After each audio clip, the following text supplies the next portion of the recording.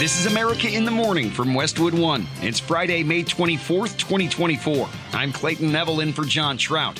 Here's what's coming up on America in the Morning.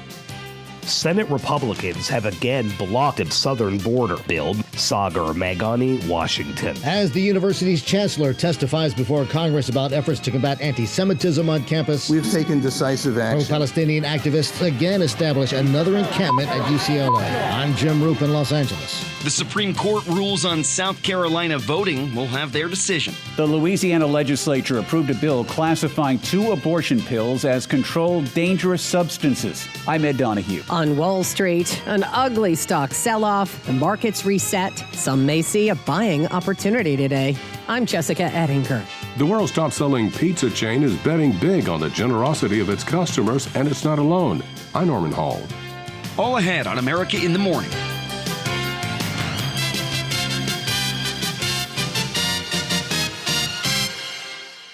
Senate Democrats could not muster enough votes within their own party to advance a bipartisan border security bill, with nearly every Republican voting to filibuster.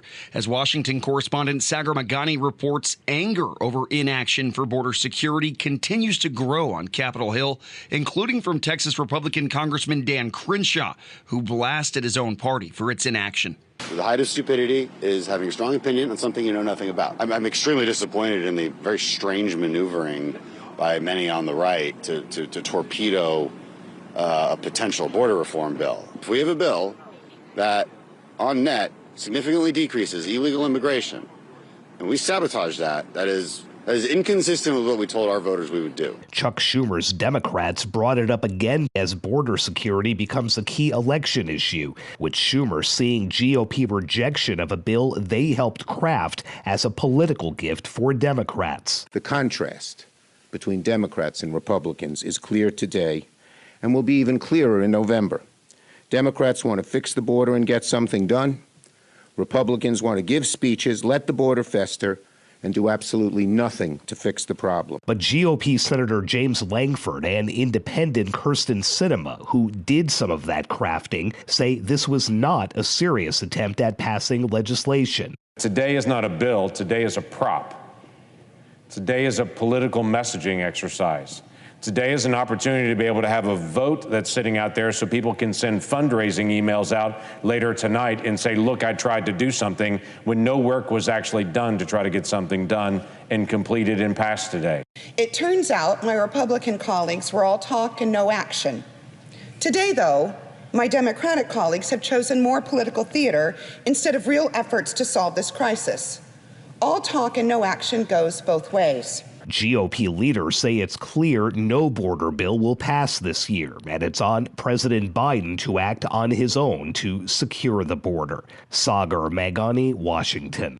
Congress grills UCLA's chancellor and the heads of 2 other universities over campus protests that show no signs of stopping. Jim Roope reports that at the same time, there was a confrontation on the UCLA campus and Harvard University's graduation ceremony was disrupted. This was all happening as Chancellor Gene Block was in the hot seat on Capitol Hill defending his response, or what some would call lack of response, to a days-long pro-Palestinian encampment which caused some fear, frustration, and anxiety among Jewish students. We followed University of California policy guidelines that directs its 10 campuses to only use law enforcement to remove protesters when absolutely necessary. Block admitting that it wasn't until after a physical clash between those in the pro-Palestinian encampment and a pro-Israeli group of demonstrators that law enforcement was actually called in, only to find graffiti-filled vandalism outside and inside university buildings when that encampment was cleared. With the benefit of hindsight, we should have been prepared to immediately remove the encampment if and when the safety of our community was put at risk. North Carolina Republican Representative Virginia Fox, chair of the House Education and Workforce Committee, wasn't satisfied with his answer, saying these anti-Semitic encampments should never have been allowed on campus. You cleared the encampment only after a violent riot erupted. For days, you stood by as Jews were assaulted and the illegal checkpoints blocked access to campus in broad daylight. Your actions were too little, too late. Block got into an argument with Democrat Congresswoman Ilhan Omar, who claimed Block did not do enough to protect pro-Palestinian protesters, and that no one involved in that violent clash between protest groups has been held accountable. Are any of these people in jail? Can I finish my statement? No. Are any of these people in jail? Are any of these people arrested? LAPD is working on trying to identify the people who were assailants that evening. We were committed to finding out the people that were involved. It's been over a month. The presidents of Northwestern and Rutgers also testified before the committee as this was going on, and as the establishment of yet another encampment was being attempted at UCLA, pro-Palestinian demonstrators walked out of Harvard's commencement ceremony. Harvard University, we know what side you're on. Remember South Africa, remember Vietnam. The pro-Palestinian protesters are demanding the universities divest from any connection to Israel. Jim Roope, Los Angeles. Those are the top stories of the day, sponsored by Sleep Number. Save 50% on the Sleep Number limited edition smart bed for a limited time only at a Sleep Number store or sleepnumber.com.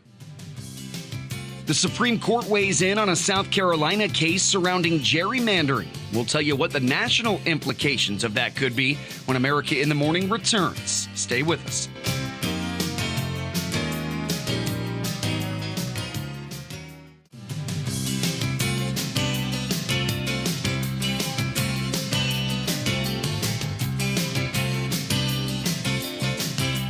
Just one more day in the work week to go for a lot of us. So what's the weather going to be like today? Well, the Northwest is going to get some rain. Matt Rindy's here to sort it out. Matt, just how much and when will those showers start up? A storm centered in the northern plains around northwest Minnesota and its associated cold front will continue eastward today, with several showers and thunderstorms developing along it from northeast Texas into eastern Oklahoma and northward to southern Minnesota, and then continuing eastward to western Michigan and southward through the Tennessee Valley into northern Alabama. Several of these storms, especially in the Plain States, will have the potential to produce damaging winds, large hail, and even a tornado. Meanwhile, on the northern side of the storm, there'll be rain through northern Minnesota into North Dakota, where some snow could even mix in at times. Afternoon temperatures in some of these places will be in the low 40s. The rest of the western plains will be largely dry with sunshine. It will be cooler in the north with highs in the 50s and 60s, but warming to well over 100 in South Texas. Additional showers and thunderstorms will develop farther east through Georgia, northward to Virginia, especially this afternoon. A few of those storms could also produce hail and damaging winds. Dry weather will return to the northeast with a nice amount of sunshine and highs in the 60s, 70s, and 80s. The southeast will be much warmer with mixed clouds and sun and highs in the 80s and 90s. Heading out west, in the northwest, it'll be on the cool side of historical average with clouds and scattered showers and thunderstorms. Afternoon temperatures will be mostly in the 50s and 60s. This will continue in northern California into northern Colorado, with just a few places reaching into the 70s. The southwest will be much warmer with sunshine. That's the weather across America. Springfield, Illinois will have plenty of clouds today with some showers and a heavy gusty thunderstorm or two with a high of 79. It'll be a hot day in Orlando, Florida with plenty of sunshine and a high of 93. That's the nation's weather. I'm AccuWeather.com meteorologist Matt Rindy. Remember to follow us everywhere you get your podcasts. Apple, Spotify, Amazon, and YouTube. Just search America in the Morning in your favorite listening app. Voters in South Carolina are reacting this morning to a Supreme Court ruling surrounding voting maps in one of the state's congressional districts. The High Court's ruling is expected to have implications for civil rights attorneys to argue gerrymandering cases moving forward. A 6-3 ruling said that Republicans in South Carolina did not unlawfully consider race when drawing a congressional district that removed thousands of black voters. Leah Aden is a lawyer with the Legal Defense Fund, a civil rights group, who argued the case at the Supreme Court.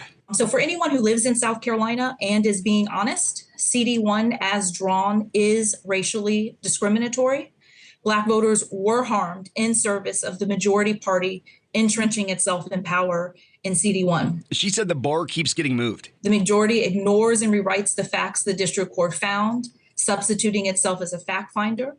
In case after case, the Supreme Court has said that that is not its job to act as a fact finder. Yet the majority did so here. The Supreme Court explained that the civil rights groups didn't do enough to show that legislators were focused on race in drawing the Charleston area district that's currently represented by Congresswoman Nancy Mace. The ruling won't take hold right away because of timing. A lower court that had invalidated the map said it could be used for this year's election. Louisiana is now just a governor's signature away from a major change to their abortion law. Correspondent Ed Donahue reports. The drugs are mifepristone and misoprostol. Republican State Senator Thomas Presley filed the bill. His sister's husband was slipping her abortion-inducing drugs without her knowledge or consent. I think this is the right thing to do. I think it'll protect women while allowing those that have legitimate health care needs for these pills to continue to get these pills. Numerous doctors say this will make it harder to prescribe the medicines women may need. Democratic State Senator Jay Luno says time delays could be fatal. That just doesn't make sense. And I hope and pray that if and when that happens, it's not to one of our daughters or wives. Louisiana currently has a near total abortion ban, applying both to surgical and medical abortions. I'm Ed Donahue.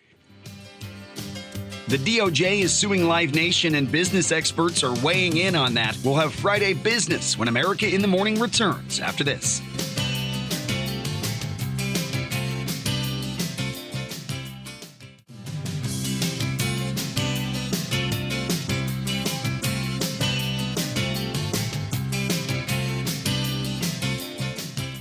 The Business Report sponsored by Fisher Investments. Fisher Investments is a fiduciary, always putting clients' interests first. Learn more at FisherInvestments.com. Here's CNBC's Jessica Ettinger with Friday Business.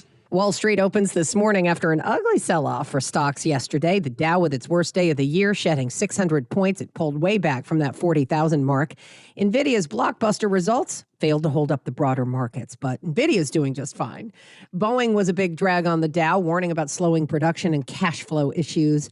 And bond yields ticked higher, pushing stocks lower. You have this slightly ugly setup where you do have this push higher into a intraday record high, and then you lose it. But I think there's a high sensitivity to these relatively modest moves in Treasury yields, and the S&P's trading higher than it has in the history of time, except for the last week and a half. CNBC's Mike Santoli.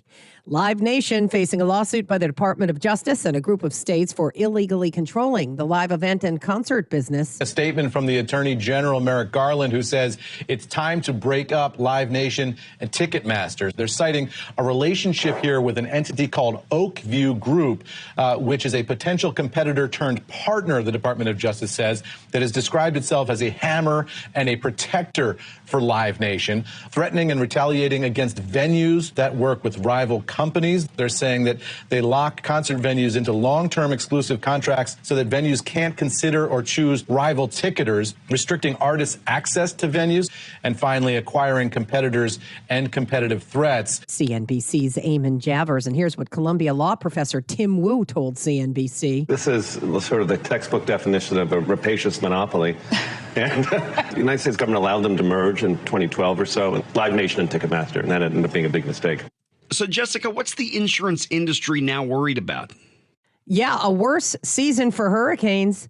The Atlantic hurricane season starts June 1st, a week from tomorrow. The National Oceanic and Atmospheric Administration says it could get busy. Look, we've had a break from significant hurricane activity the last few years. NOAA is now forecasting an above normal season with the potential for as many as 13 storms to become major hurricanes. Chubb, Travelers, Allstate, and Progressive, all with exposure in the case of a major hurricane. Multiple insurers have pointed to increased climate risk as a major factor in rising rates. CNBC's Contessa Brewer. On today's watch list, no big earnings reports scheduled ahead of the long Memorial Day holiday weekend. We get the latest on durable goods orders, things made to last a long time, like airplanes and washing machines. We also get the latest on consumer sentiment today, new in theaters, Sony's The Garfield movie, and Warner Brothers' Furiosa, a Mad Max saga.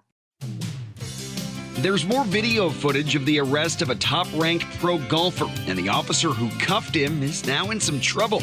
We'll tell you why when America in the Morning returns. Don't go anywhere.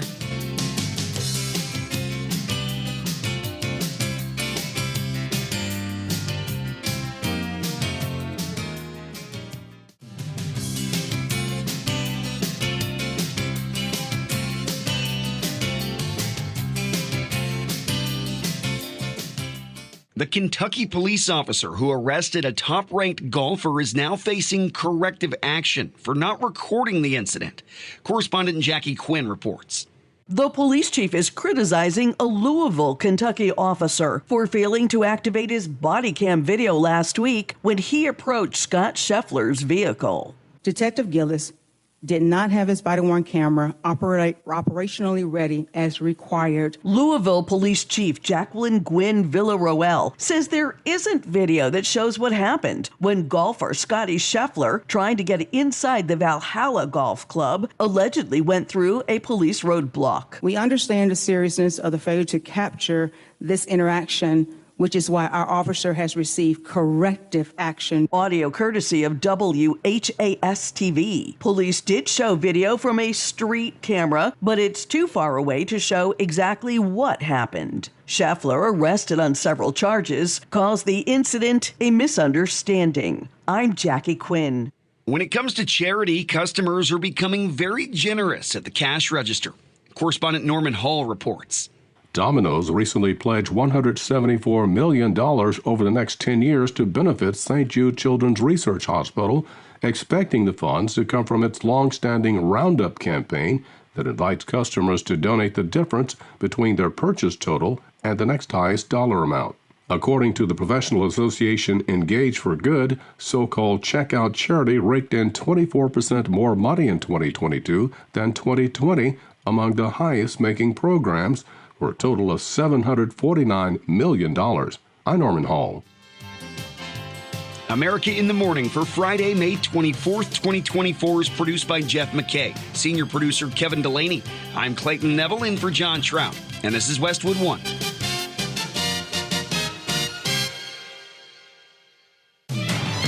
This is America in the Morning from Westwood One. I'm Clayton Neville in for John Trout. Here's what's coming up this half hour. If at first you don't succeed, try and fail again. Enough is enough. I'm Linda Kenyon in Washington. President Biden and the leader of Kenya talk Haiti, and we'll have the latest in the Middle East. Thousands of people flocked to see Donald Trump at his first rally in New York City since 2016.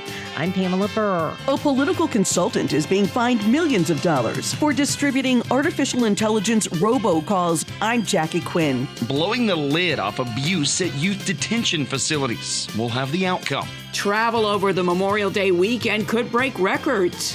I'm Shelley Adler. Back after these messages.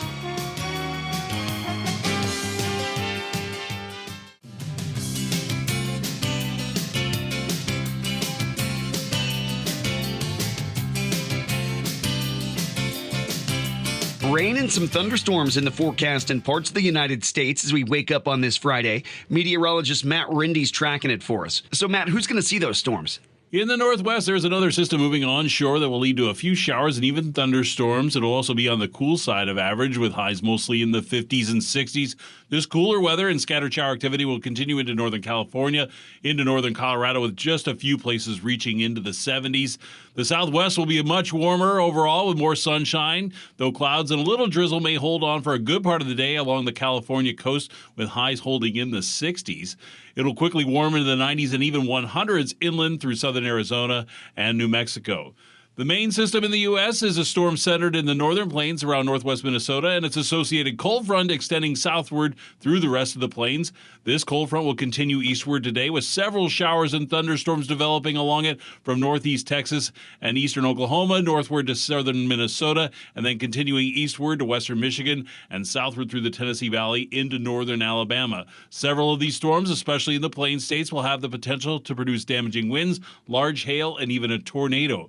Meanwhile, on the northern side of the storm, there'll be rain through northern Minnesota into North Dakota, where some snow could even mix in at times. Afternoon temperatures in some of those places will be in the low 40s. The rest of the western plains will be largely dry with sunshine. It will remain cooler in the north with highs in the 50s and 60s, but warming to well over 100 in South Texas.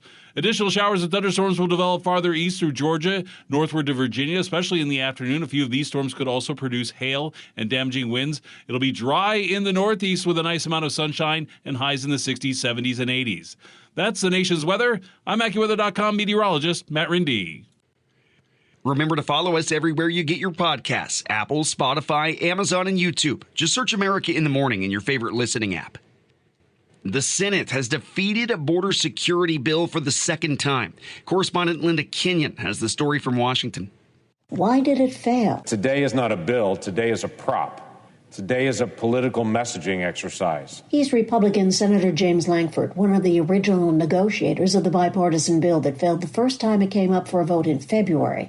And he didn't much appreciate it coming up again, knowing it would fail again. Today is an opportunity to be able to have a vote that's sitting out there so people can send fundraising emails out later tonight and say, look, I tried to do something, when no work was actually done to try to get something done and completed and passed today. Independent Senator Kyrsten Sinema, also one of the original negotiators, also rejected Take Two as political theater. I spoke here on the Senate floor twice in defense of our legislation. It turns out my Republican colleagues were all talk and no action. Today, though, my Democratic colleagues have chosen more political theater instead of real efforts to solve this crisis. Republicans rejected the bill the first time and the second time. But why did they do it? The reason is that making Americans afraid of each other, turning us against each other, is the centerpiece of Donald Trump's message. And thus, for this election at least, the centerpiece of the Republican platform. Democrat Chris Murphy referring to anti-immigrant rhetoric from former President Trump and the former president's pressure campaign urging fellow Republicans not to pass border security legislation in order to keep the issue alive in the presidential election. The Senate's top Republican, Mitch McConnell, originally supported the border legislation in February, but not this time. We're nearing the end of President Biden's term, and the American people's patience for his failure to secure our southern border is running thin. Democrat Brian Schatz fired back. It is a bill that is fair to characterize as the toughest bipartisan border bill in generations. We stand ready to actually fix this thing. We stand ready to work on a bipartisan basis. We did work on a bipartisan basis. Spare us the crocodile tears. Vote for the thing that you say you are for. Adding to the argument hurled across the aisle that each side was more interested in a campaign issue instead of actually fixing the problem. Lindy Kenyon, Washington. President Biden's praising Kenya for sending forces to quell a gang uprising in Haiti, and at the same time defending the lack of American forces despite U.S. monetary support and logistics. Washington correspondent Sagar Meghani reports. Haiti is in an area of the Caribbean that is very volatile. There's a lot going on in this hemisphere, and we're in a situation where we want to do all we can without us looking like America once again is stepping over and deciding this is what must be done. A multinational force in Haiti will include about 1,000 Kenyan police officers. The women and children in Haiti deserve peace. Kenyan President William Ruto at the White House with President Biden, who says the U.S. will give $300 million to support that force. He opted against sending American personnel for a simple reason. We concluded that for the United States to deploy forces in the hemisphere just raises all kinds of questions that can be easily misrepresented about what we're trying to do and be able to be used by those who disagree with us and against the interest of Haiti and the United States. While he's trying to avoid that, Ruto is facing legal challenges at home over why Kenyan forces will go overseas, while his own nation faces economic and security challenges. Kenya believes that the responsibility of peace and security anywhere in the world, including in Haiti, is the collective responsibility of all nations and all peoples who believe in freedom, self-determination, democracy, and justice. And it is the reason why Kenya took up this responsibility. Ruto says it's Kenya's duty as a democracy. Insecurity, instability anywhere is insecurity and instability everywhere. Sagar Meghani, Washington. The impacts of the Israel-Hamas war continue to play out this morning in the Middle East and around the globe, for that matter. Fighting now intensifying near the city of Rafah as a potential full-blown invasion by Israel looms, and the U.S. still discouraging against that. 3 U.S. service members, meanwhile, were hurt while working on a floating aid pier in Gaza. Troops were working on that pier, loading up supplies. One sprained an ankle, another hurt their back, while a third was flown to an Israel hospital in critical condition. This is impacts of the release of Hamas hostage video makes its way around the world. Again. Israel's foreign ministry using that video as an example of why Hamas must be eliminated and the urgency of what's at stake. In fact, Israeli leaders showed the video to leaders of Spain, Norway, and Ireland yesterday after their countries unilaterally recognized a Palestinian state. The 3 leaders were reprimanded, and families of the hostages are now speaking out about what they say is the importance of the footage. This is this video that we agonize over if we should be, having it published. Some of the family members didn't even watch it until now. I think it should be shown to citizens in order to promote this, to mobilize our government to put this in the top priority and to move ahead and bring them all home. Dr. Ayelet Levy-Shakar spoke with CNN. Her daughter's a hostage and is heard in the video saying she has friends in Palestine. If she had a chance, that's what she was going to say, because it's true, because she was part of a youth program promoting peace. She met with, when she was on a delegation to California, she met with different youth from Israel, Palestine, Jewish Americans. And, she I think at those moments, she couldn't even believe that she was in this situation. It's believed more than 100 Israeli hostages are still being held in Gaza. A Trump rally in the Bronx. How did that go? We'll tell you when America in the Morning returns after these messages.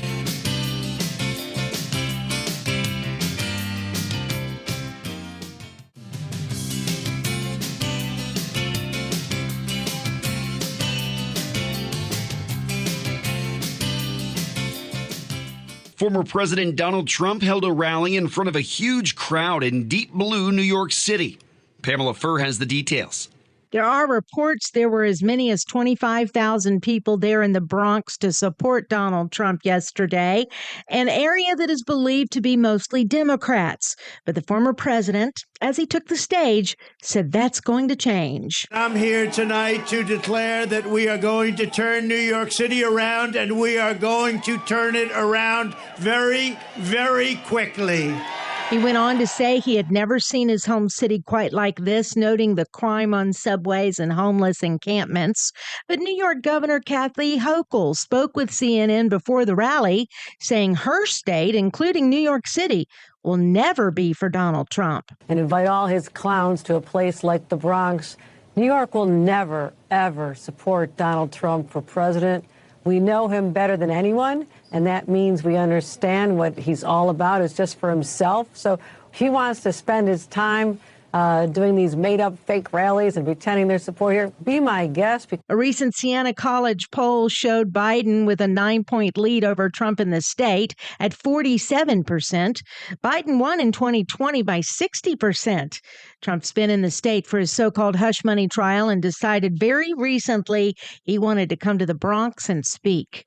People stood for hours in line to see him, proving to the naysayers that New York City could be at least a little purple. Who said we're not going to win New York? We're going to win New York so bad. I'm Pamela Furr. A multi-million-dollar fine was imposed after election robocalls surfaced during the New Hampshire presidential primary. The details from correspondent Jackie Quinn. The message falsely suggested that voting in the New Hampshire primary would preclude voters from casting a ballot again during the November election. And it included one of Biden's famous phrases, malarkey. The political consultant Steve Kramer's being fined $6 million by the Federal Communications Commission and also faces 24 criminal charges. He admitted orchestrating the message, but had said it was designed to be a wake-up call about artificial intelligence. The FCC called the robocalls unnerving and also fined Lingo Telecom $2 million for transmitting them. I'm Jackie Quinn. In Pennsylvania, a judge ruled Wednesday that dozens of children suffered physical and mental abuse, including rape, inside state juvenile detention centers.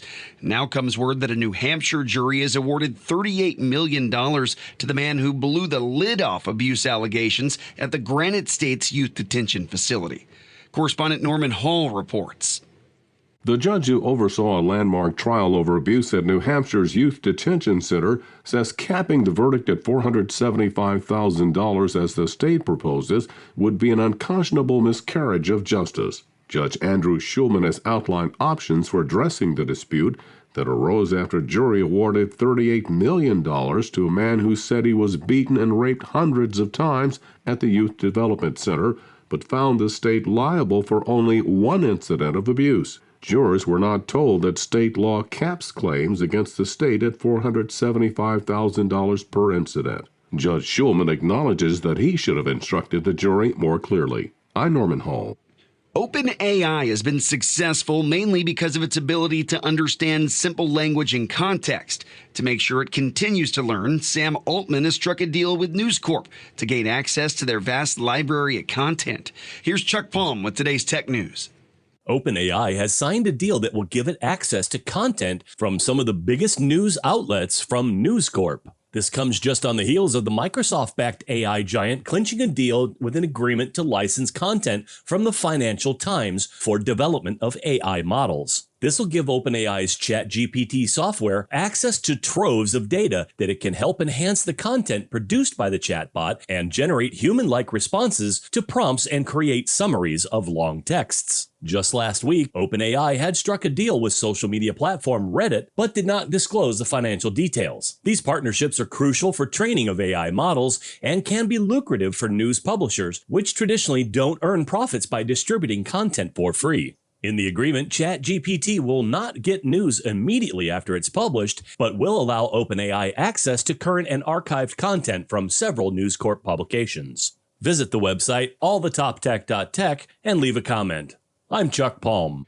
It's time for sports, brought to you by Untuck It. Right now, everything's 25% off for the Memorial Day event. Go to untuckit.com or any one of their 80-plus stores. Here's Robert Workman. Make it 6 wins in a row for the Phillies, 5-2 over the Rangers. Philadelphia has now swept 7 series this season. Yankees blanked the Mariners 5-0. Luis Gil allowed just 1 hit over 6 1/3 innings, combining with the toes on a 3-hitter. Big flies for Giancarlo Stanton and Aaron Judge. If we're down in the game, up in the game, everybody's always on top of their game, ready to compete. Braves shut out the Cubs. 6 pitchers scattered 4 hits. Blue Jays buried the Tigers, hitting 3 homers while Kevin Gausman fanned 10. Padres down the Reds in 10. A's won a roller coaster game over the Rockies, scoring 5 times in the 11th to win it. Giants got 5 in the 8th to sink the Pirates. Matt Chapman started the rally with a 3-run shot. He's homered in 3 straight games. And the Orioles held off the White Sox, stopping Chicago's 9th inning rally with a game-ending infield fly double play. NBA Conference Finals, the Celtics got a career playoff high 40 points from Jaylen Brown as they pasted the Pacers 126-110 to take a 2-0 lead in the East Finals. Just being aggressive. Wanted to get out in transition and run. Wanted to attack their smaller guards. Games 3 and 4 are at Indiana, but Pacers star Tyrese Halliburton left the game in the third quarter with a hamstring, the same injury that cost him 10 games at midseason. NHL Game 1 of the West Final, the Oilers surrendered a 2-goal lead, but bounced back to shade the Stars 3-2 in double overtime. Connor McDavid with the winner. The NCAA and its Power 5 conferences have agreed to allow schools to directly pay players for the first time in over a century of college sports. The agreement will settle 3 pending federal antitrust cases, with past players receiving billions in damages and future players getting a revenue sharing deal. And it's a big racing weekend. Sunday, the Indianapolis 500, followed by the NASCAR 600-mile race in Charlotte. Kyle Larson will try to become the 5th driver to run both races in the same day. That's Friday Sports.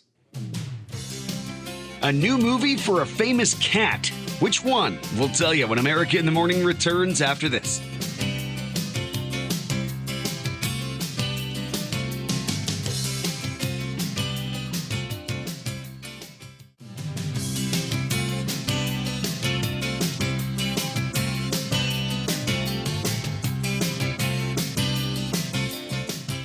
The most famous animated cat gets a new film this weekend. Kevin Carr has a sneak peek at the new Garfield movie.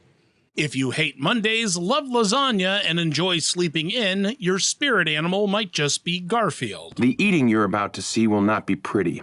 And if you have young children, this would be a good time for them to leave the room. The new Garfield movie ditches live action and goes full CGI. Based on the beloved comic strip, it tells the story of a fat and lazy cat who goes on an adventure with his long-lost dad. Hey, Junior, this is Vic, my father. You ever jumped a train?